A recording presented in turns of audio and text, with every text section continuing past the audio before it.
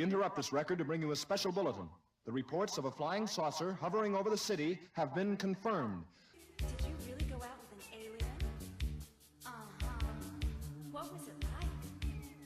Real different. Becoming Human, a Mork and Mindy podcast. Hello listeners, this is Paula Schaffner with a little bonus episode about the Mork and Mindy cartoon. I'm not able to show you any clips of it, but as of this recording there are at least 2 different versions on YouTube. I am going to include some stills from the show. This was part of a very Marshall-verse program called the Mork and Mindy, Laverne and Shirley Fonz Hour, which ran during the 1982-83 season. So at that point, Mork and Mindy was off the air. Laverne and Shirley was in its final season, although Cindy Williams would shortly be leaving, and Happy Days had 2 more seasons to go. These were designed to air in any order, so there's not really an establishing episode. We just sort of start. You get the exposition in the credits. This is a very short episode because it was part of that hour, although it seems like it would have all totaled about half an hour, depending on what was going on. This segment is called Who's Minding the Brat, which I'm going to assume is a play on the unsuccessful Gary Marshall show Who's Watching the Kids. As with the Laverne and Shirley and Fonzie segments, these included some of the original voice actors. So we do get Robin Williams and Pam Dauber reprising their roles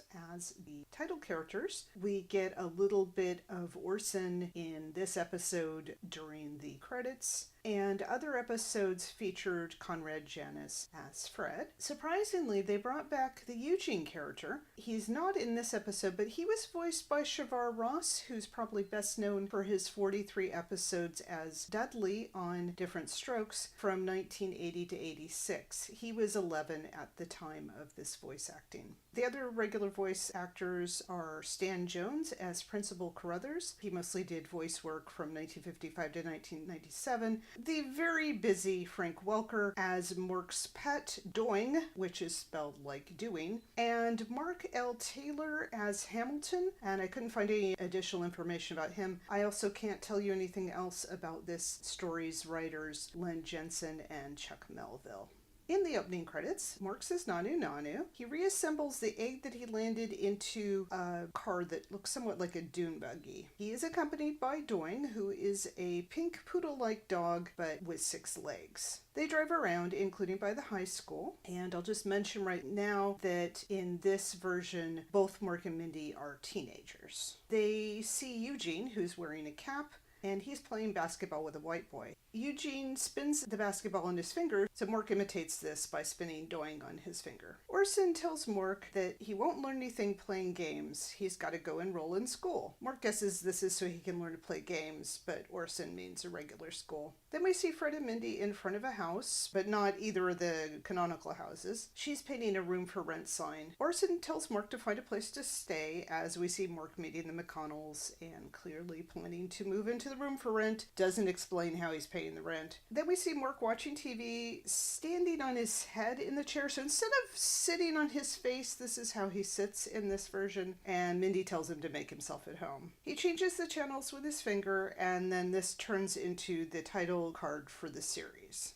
After the commercial break, we get a title card that says Mork and Mindy in Who's Minding the Brat. We see the exterior of Mount, MT, Mount spelled out, High School. A bell rings and teens rush outside. Some of them squeal out of the parking lot. Meanwhile, in the home ec room, Mork grills, as in interrogates, an onion. Soon he'll say that he has to beat the eggs, whip the cream, and toss the salad, which I think he had a similar line in the actual series. Mork is drawn to look pretty much like Robin Williams, although they really gave him a barrel chest for some reason. And Mindy looks vaguely like Pam Dauber. Even though the weather seems very pleasant, she wears a turtleneck and a jacket. And she does this thing that I've seen in other Hanna-Barbera cartoons where she awkwardly puts her hands on her hips. Mork says that Earthling cooking is so violent. She says it's also messy, so he uses his finger to get all the food in the trash. No composting or anything like that. He calls her little mama and my main Earthling. As they drive around in the Eggmobile, she introduces the plot. The principal, Mr. Carruthers, is throwing a party tonight and wants Mindy to babysit. She also has to take her dad to the airport, so she needs Mork to babysit while she's gone. And he twice makes remarks about sitting on a baby, and she never actually explains what she means. And then we get a standard Hanna-Barbera smug blonde rich guy, and he pulls up in a green convertible and drives alongside them, and they have this rather lengthy conversation, considering the whole thing is only 11 minutes. He describes himself here and later as the king of the campus. The way Mindy says hello Hamilton shows that she really doesn't like him, and she's kind of weary about it. He mocks Mork's car. He says he never understood what she sees in that creep Mork when he's available. Mork says he's not a creep, he's an Orkin. Mindy stutters that that's a town in Ohio. Hamilton isn't too bright, so he doesn't really question this. He tells her to dump the ding-dong, and he'll help her babysit. Apparently he knows about Mr. Carruthers asking her to babysit. He drives off in the middle of her refusal. I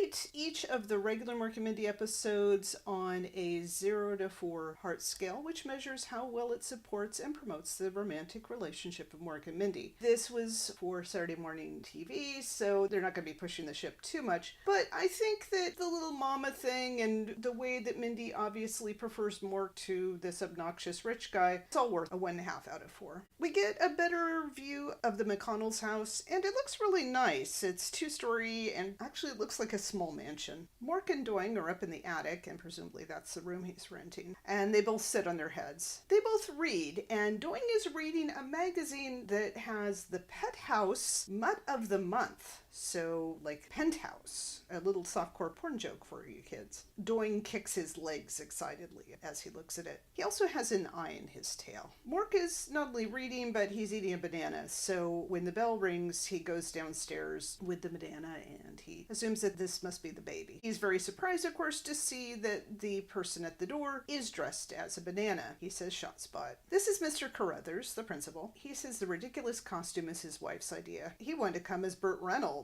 Mork quickly explains the situation. Mr. Carruthers says this is highly irregular, but he's already late for his own party. And I'm not clear why they couldn't have just had Mork and or Mindy babysit the child at the house. I mean, there's nothing going on at the party that would be inappropriate for her to see, but then she is, as the title tells us, a brat, so maybe they wanted to get her out of the house for the evening. We see his daughter Louise, who has her red hair and pigtails. He asks her for a kiss, but then he threatens Mork on his way out. Mork says that the bananas split. Very common pun, especially on Saturday morning TV. Louise twice pulls on Mork's pants, so that is part of her brattiness, and at one point it shoots him up to the ceiling. She also growls at Doing when he growls at her, so he literally falls apart. Mork calls her his maid Munchkin, so carrying that over from the main series. And then they play hide and seek. She hides in a closet and puts together 2 halves of an egg-like thing, which we later find out is a time twister. It turns her into a cave orc, which is green and one-footed. She thinks this is a totally radical costume. Very 82 speak. Now she can go to Daddy's party. As if that was the only thing keeping her from going to the party was she didn't have a costume. Mork is so upset that he says shot spot twice. Hamilton comes by with a box of candy, obviously for Mindy, but Louise answers the door and Hamilton thinks that the Martians are coming. Mork's still looking for Louise because of hide and seek. Mindy returns. He begs for her forgiveness before telling her what's happened. He says that the time twister only lasts for an hour, and she says a whole hour. She's a lot more worried than he is. They go look for Louise. Hamilton is out driving and he sees her, and then when Mork and Mindy go by chasing after her, he says, "Mork, I should have known that space case was behind it. Now he can prove to the world what a dangerous weirdo Mork really is." So there's a bit of vengeance going on in this. We get an exterior of a different huge house. There's sophisticated party music playing and people are in costumes. Mork and Mindy hide in the bushes, and then Mork drinks out of the punch bowl with his finger. Then he uses that bowl to make a space helmet for his costume. Mindy somehow makes a sarong out of the flowered tablecloth, and then she has a veil for some reason, so wasn't sure what ethnicity she was going for. She tells him to make small talk, so in a high-pitched witch voice, he asks, do you come here often, and what's your sign? Like, his interpretation of small talk is hitting on people at the principal's costume party. Hamilton is in a tree. He tries to draw Mr. Carruthers' attention to Mork and Mindy. Louise gets out on the branch and scares him again. He falls on the refreshment table, and he sends food flying, making Mork say fast food. The food hits Mr. Carruthers and his guests, and possibly Mrs. Carruthers.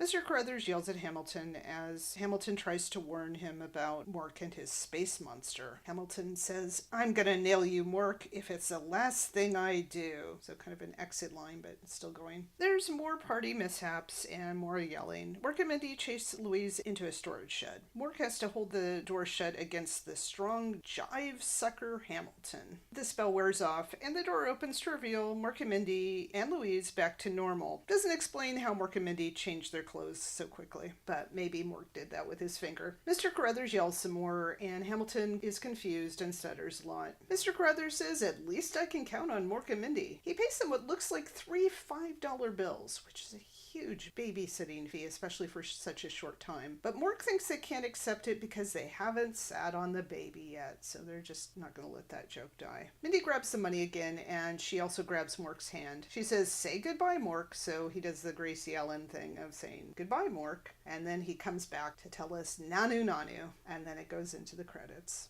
I probably watched this at the time. I was 14, but I would still watch Saturday morning cartoons sometimes, and certainly I would have been interested in such a martially show. But I don't remember much about it. It certainly had a feeling of familiarity, but some of that is just from having grown up watching a lot of Hanna-Barbera, and a lot of these things are very standard. I also rate the regular episodes on a scale of 0 to 4 eggs, which measures how much it offers what I'm looking for in the series. I guess I kind of have to hold this to a different standard, but I go down the middle to it wasn't hilarious, but it was cute. It wasn't too painful. It set up some interesting things. I'm not in a hurry to watch another episode. I certainly wouldn't buy it on DVD, but I could see watching another one sometime. Obviously, it is not super canonical, but it's not totally uncanonical compared to what was going on with Laverne and Shirley joining the army and Fonz with his own dog sidekick.